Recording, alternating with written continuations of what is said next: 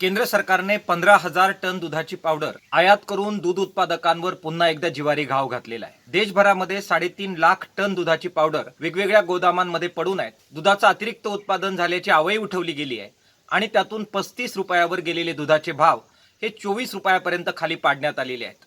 दुधाचा उत्पादन खर्च सुद्धा त्यातून भरून निघत नाही आणि त्यामुळे आजपासून महाराष्ट्रभर दूध उत्पादक रस्त्यावर उतरतायत, आंदोलन करतायत, टाळं फोडतायत। अशा पार्श्वभूमीवर अगोदरच मोठ्या प्रमाणात दुधाची पावडर शिल्लक असताना ही 15,000 टन दुधाची पावडर का आयात केली गेली याच्याबद्दलचं कोणतंही उत्तर हे केंद्र सरकारकडे नाहीये। दूध उत्पादकांना अधिक खड्ड्यात घालण्याचा हा निर्णय केंद्र सरकारनं तातडीने मागे घ्यावा।